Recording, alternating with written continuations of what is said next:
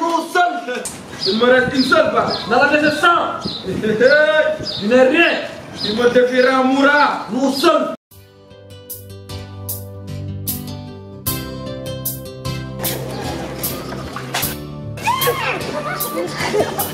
Mais, où est-ce que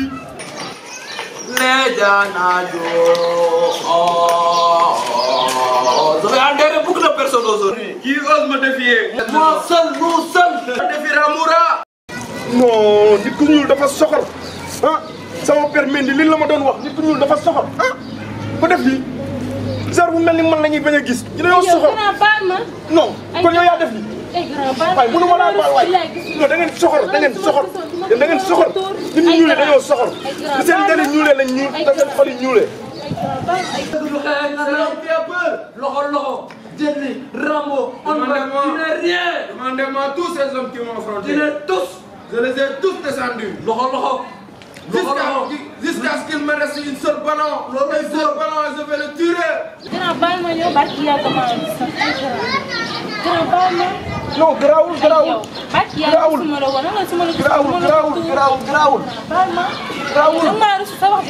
Non, xam nga man dama soxla woon ndox dama tàngoon sax dama soxla woon ndox. waaw mën ngaa dugg ci biir. Non, garaawul.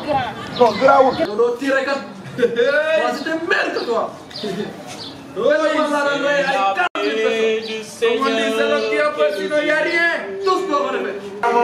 C'est la joie de Jésus. Tu me touches dans le foie. Ouais, dans le cartouche. Tu as déplacé le cœur. Tu n'es rien. Infini. Mais vraiment. Que nous partageons. Amour, fille. Ce jour. C'est mon fils, tu me touches. Tu me touches dans l'estomac, boy. Oh là là. Pour te célébrer.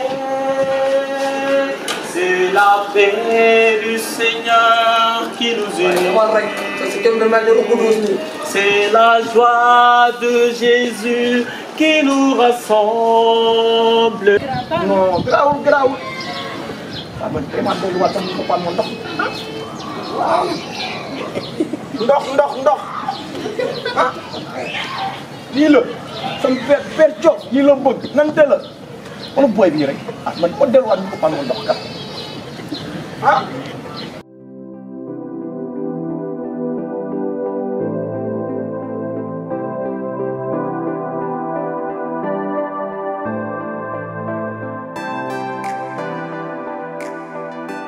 C'est un criminel.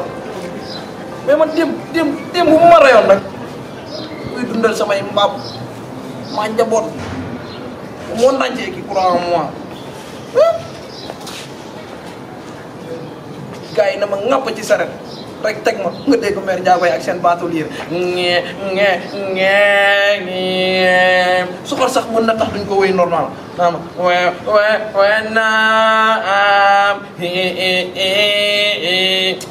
boo nga xam ne maay buur coof bi lay méchant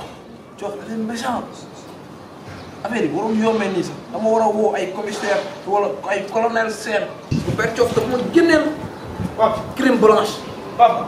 waaw la jeunesse Yaa ngi toog. maa ngi nii waaw Papa, looy wax nii ba léegi. jàmm rek yow da nga xaw a nduróom ak ñële loo dégg wala nga gis ñëpp jot ci nopp moom jot ci Waaw papa démb ba may dem suñu rencontre écrit. Waaw. Bay génn ci kër gi fekk ay butéel ci buntu kër gi. Yow papa yow mën nga ne yow sa affaire yow doo ko bàyyi mukk. waay weer tamit yaa bon Ah, maa ko tuur. yaa ko dindi Loo xamante mayu la avancement mayu la dara lu dul. waay kii du ma gor rukut Ah papa yow tamit yooyu la mayu la dara. waay lagal wol ma père Diop démb toj naa dëkk bi yaa bon Ah, waaye ma woo ko sama tonk. waaw Waaye ma woo ko. sa loos bi mel ni autoroute à péage kon man daal li ma daan toj man toj naa ba coof non toj naa coof ay nii ah non fii sa ñàngal bi nag fii sa ñàngal bi vraiment moi excusez quoi ah waay coof maa ngi jéggalu bu wér tooñ naa la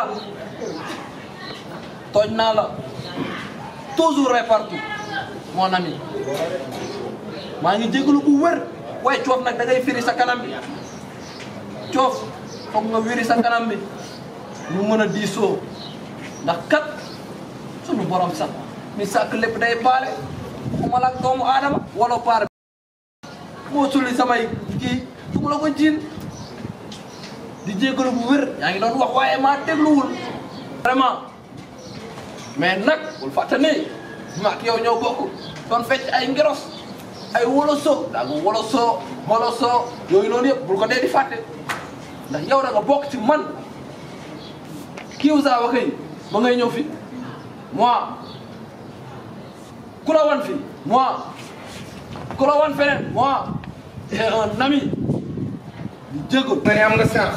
parce que man au catéchisme on m'a appris le pardon. je suis quelqu'un qui sait pardonner. vraiment tu as de la chance. gis nga tons li nga def noonu la nit day jéggale. gis nga Bible dafa ne dans Matthieu chapitre 6 verset 14 xam naa ne xamoo leen lan mooy verset waaye amul solo mooy nit da ngay jéggale te yàlla tax boo mënul baal sa morom te yaa ngi bëgg a baalu yàlla ndax yàlla baal la moo tax nit da nga war a jéggale jëlale. effectivement sax sànq ba léegi maa ngi seetaan télé di dégg ngeen wax ay waxu baale affaire yooyu noonu ndax ma ngeen dëgg sax. nañ fi wax lu am ful la. yoon la père. mel ni ñu laay ba tax. oui mais père xaaral ma ñëw rek ndax man ba may ñëw sànq ba may ñëw daa am benn jéeg bu mu tuur ndox mais dama ko obligé mu jee baal ndax dañoo wax carême bi da ngay baale mais kooku sax dafa yombul tax ma bañ koo baal ndax kooku ginnaaw gi. maa ngi dégg nii ginnaaw même moom sax bii dem marché maa ngi dégg camion lay woo camion. ginnaaw gi dafa rëy. kooku dama ko gis rek. fàttali ko sama tons père coof. ma bëgg lu baax. grand frère dégg leen acte bi nga def c'est un acte louable c'est un acte très noble. si loolu yow benn intérêt nga gis ci moom moo tax nga jéggal ko mais moo sañoon da nga koy jéggal ba mu la tuuree ndox te nga bañ a xool ca na mu mel. man nag lii nag laa am lu mu lay wax. waaye yu reer waas tëgg say kàddu lépp rafet waaye macca lan la wax ci tooj nit ñi. Frères et sœurs, chers amis auditeurs, une petite catéchèse sur le thème du pardon. Le pardon, donc, qui a sa source en Jésus-Christ lui-même. Avec sa mort, Jésus dira à ses bourreaux, « Père, pardonne-leur, ils ne savent pas ce qu'ils font. » Et cela nous renvoie au sacrement donc de réconciliation, pour nous dire que Jésus est l'auteur aussi de tous les sacrements.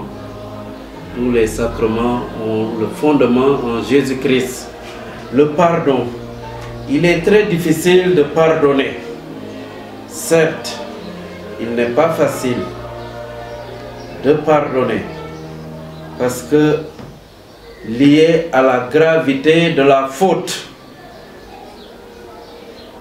plus la faute est grave, plus on a du mal à pardonner. Souvent on entend d'ailleurs, mon père j'ai pardonné mais j'ai pas oublié.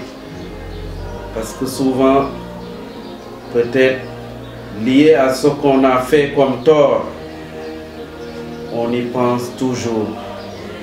Mais le pardon n'est pas facultatif. Dès l'instant que le Christ a pu pardonner à ceux qui lui ont donné la mort, il nous revient en tant que chrétiens et il revient à toute personne de pouvoir aussi donner ce pardon qui n'est pas facile. Pardonner. Cela suppose que j'intériorise ce qu'on a pu me faire. Pardonner. Cela suppose aussi que je puisse prendre conscience que en tant que prochain, je dois toujours faire un retour vers le prochain. Et c'est une invitation d'ailleurs du temps du carême qui est un temps où il nous est demandé de pouvoir faire un retour vers soi-même, un retour vers Dieu, mais aussi surtout un retour vers le prochain avec qui nous vivons. Et quand nous vivons avec la personne, certes, il n'est pas facile, tantôt nous pouvons commettre quelque chose qui ne va pas avec ce qu'il aurait souhaité, comme aussi tantôt nous commettons ce qu'il souhaite. Alors les deux vont de pair. Alors quand il arrive qu'on puisse faire du tort à quelqu'un, il nous revient aussi de pouvoir demander pardon. Ce qui n'est pas facile, parce que ça demande de l'humilité. Pour pouvoir pardonner, il faut se faire humble. Pour pouvoir pardonner, il faut être humble. Humilité de la part aussi de celui qui pardonne. Certes, c'est pas facile, mais le Christ nous y appelle. Et donc, chers frères et sœurs, nous sommes invités au pardon. Savoir demander pardon, mais pouvoir aussi demander pardon. Voilà ce à quoi l'Évangile nous invite, et cela tous les jours de notre vie. Demandons tout simplement au Seigneur de nous aider pour avoir cette disponibilité de demander pardon, mais cette disponibilité aussi de pouvoir donner le pardon. Voilà, c'est à l'image de la dent et de la langue. Parfois, ces deux connaissent des revers, mais ils sont obligés de cohabiter. C'est la même chose. Je cohabite avec un frère, je cohabite avec une sœur, toujours, mais parfois ça ne va pas de soi. Je peux faire du tort comme on peut me faire du tort. Et à l'image du Christ, nous sommes obligés de nous pardonner les uns les autres, comme nous sommes obligés aussi de nous aimer les uns les autres. Si nous nous aimons les uns les autres, nous devons pouvoir nous pardonner les uns les autres. Voilà l'appel que le Seigneur nous donne, surtout en ce temps de carême. Merci pour cette petite catéchèse dans le sens du pardon.